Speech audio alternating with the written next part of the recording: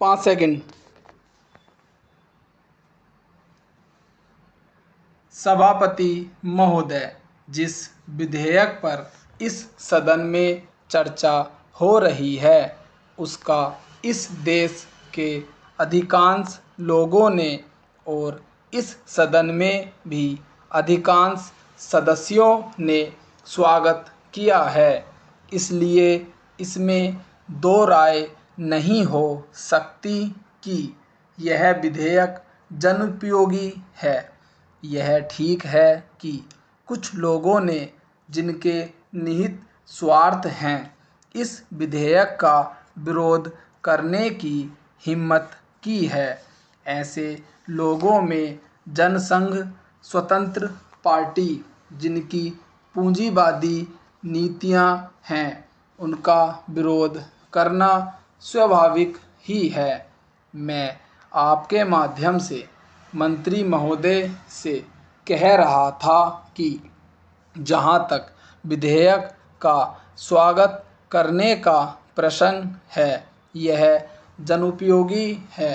जहां मैं इस विधेयक का स्वागत करता हूं, वहां यह भी निवेदन करना चाहता हूं कि इस कानून को सफल बनाने के लिए, जैसा प्रधानमंत्री ने सदन में अभी कहा, जो लोग इसका स्वागत करते हैं उनको उचित दृष्टिकोण और ईमानदारी के साथ काम करना चाहिए।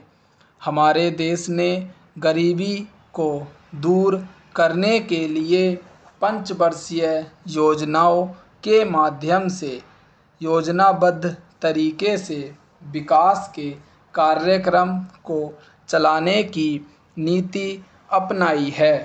विधेयक के सिलसिले में जहां यह विरोध किया जाता है कि इस विधेयक से एक तानाशाही पैदा होगी, अधिनायकवाद होगा, वहां मैं यह निवेदन करना चाहता हूं कि यह विधेयक उन लोगों पर जो पूंजीवाद के जरिए से, एकाधिकार के जरिए से हम पर नियंत्रण रखना चाहते थे और जिनकी पूंजी इस विधेयक के अभाव में बैंकों के माध्यम से बराबर बढ़ती जा रही थी, रोक लगाता है।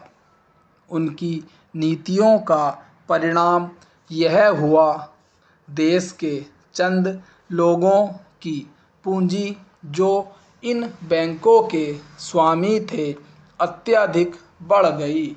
हमें मालूम है कि स्वतंत्रता के बाद देश में बिड़ला और टाटा की पूंजी किस प्रकार से कई गुना बढ़ गई है।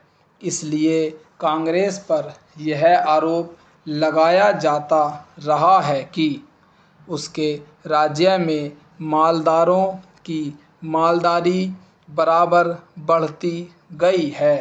इसको कम करने के लिए कांग्रेस के निर्णय के अनुसार यह कदम उठाया गया। यह कदम स्वागत योग्य है, लेकिन जहां इस कदम का स्वागत करने की बात है, वहां इस बात की आवश्यकता भी है कि यह विधेयक खाली कागजों में ही न बना रह जाए। आज के ज़माने में हमारे शासन में जिस तरह से नौकरशाही का बोलबाला चला आ रहा है, जिसको यह सरकार समाप्त नहीं कर सकी है। सभापति महोदय, मैं निवेदन करना चाहता हूं कि सबसे बड़ी आवश्यकता इस बात की है कि इन बैंकों में इन नौकरशाहों को न रखकर उनके संचालन के लिए ऐसे लोगों को रखा जाना चाहिए जिनका बैंकों के राष्ट्रीयकरण में पूर्ण विश्वास हो, क्योंकि किसी संस्था में जब उस संस्था को चलाने वाले लोग ऐसे नहीं होते जो संस्था के कार्यक्रम में विश्वास रखते हों, तब तक यह संस्था कभी सफल नहीं हो सकती। मेरा कहना यह है कि हमारे देश में सार्वजनिक उपक्रम जो असफल हैं, उसका सबसे बड़ा कारण यही रहा है।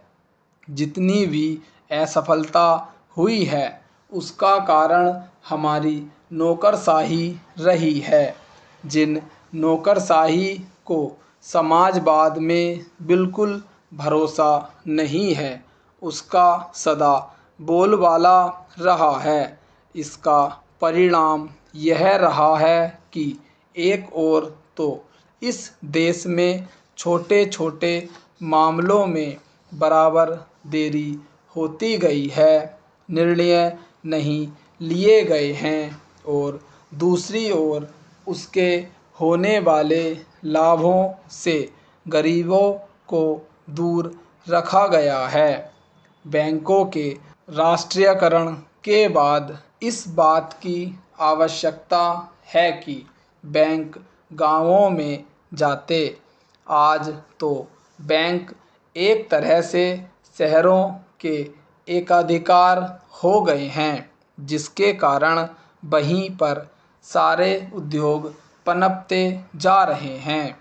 शहरों की जनसंख्या बढ़ती जा रही है और अलग-अलग तरह की समस्याएं उत्पन्न हो रही हैं। उनको दूर करने के लिए आपके बैंकों को गाँवों के अंदर जाना पड़ेगा। इसके लिए सरकार को कदम उठाना पड़ेगा और निश्चित तरीके से योजनाएं बनानी पड़ेगी, निश्चित निर्देश देना पड़ेगा, जिसके आधार पर बैंकों का ज़्यादा से ज़्यादा लाभ गाँवों और उन कस्बों को हो जहां अभी तक लोगों का काफ़ी विकास नहीं हो पाया है। सभापति जी, सांप्रदायिकता और जातिवाद, इन दोनों के विरुद्ध सभी राजनीतिज्ञ हैं, और जो इन दोनों से लाभ उठाना चाहते हैं, कम से कम मौखिक रूप से तो वह भी यही कहते हैं कि सांप्रदायिकता बुरी है, जातिवाद बुरा है। मैं तो यही मानकर चलूँगा कि जब पूरा देश यह कहता है कि ये दोनों चीज़ें बुरी हैं, तो सचमुच सभी यही चाहते हैं कि ना सांप्रदायिकता रहे और ना जातिवाद रहे। आज भी हमारे देश की राष्ट्रीय आय का 50% कृषि से आता है। हमारे देश के कुल निर्यात के सामान में 70% कृषि उत्पादन की चीज़ें शामिल होती हैं। स्टॉप।